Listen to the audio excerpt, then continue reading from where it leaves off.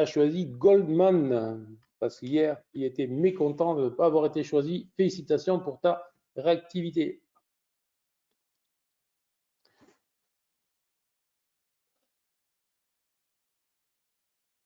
GS, hein.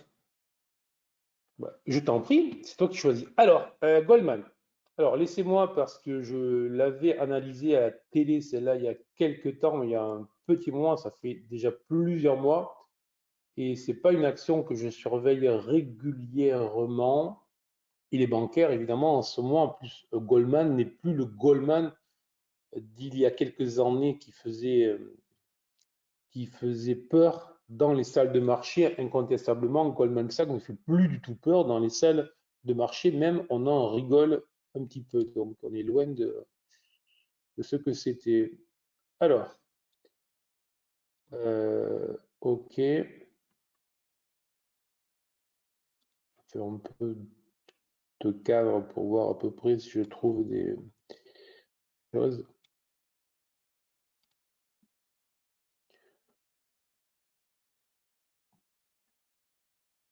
Ok.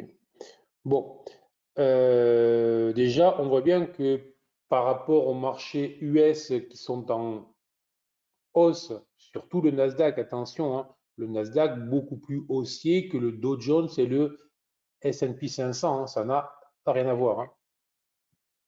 Encore?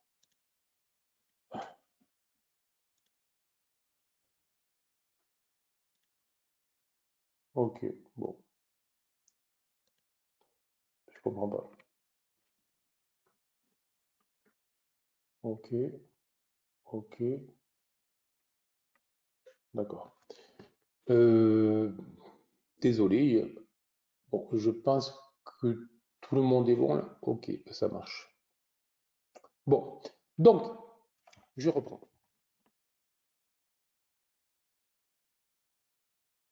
Une action qui était très en retard, une action très en retard par rapport par rapport au marché, qui est en train de rebondir très fortement, très fortement, 10 à 12% là en quelques séances. C'est brutal. Elle le fait avec une configuration en chandelier qui est très intéressante.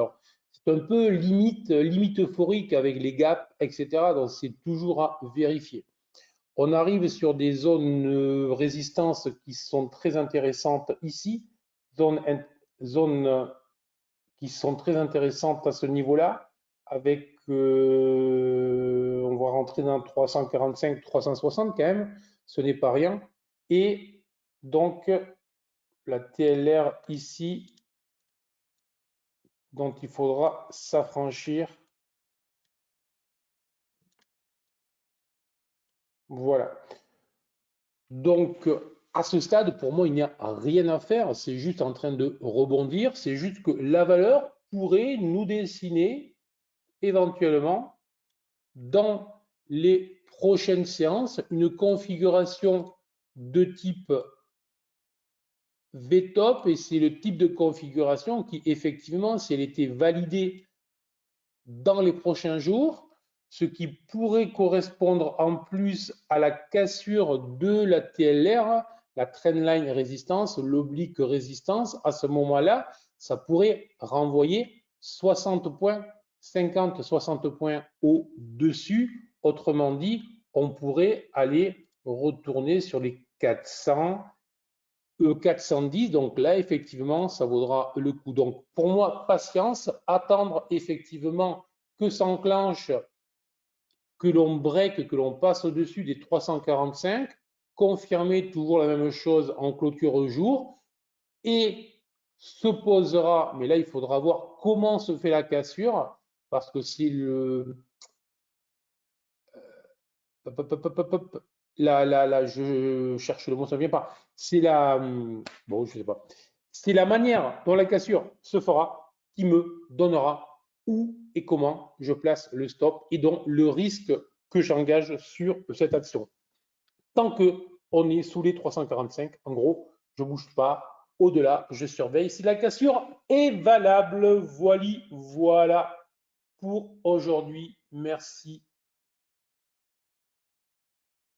à toutes et tous À demain. C'est depuis la crise des subprimes que Goldman ne fait plus peur. Exactement, oui, c'est ça. Ça fait une grosse quinzaine d'années. Donc, merci beaucoup. À demain. Soyez prudents. Tradez bien. Je compte sur vous. Et demain, vous me direz comment tout ça se passe.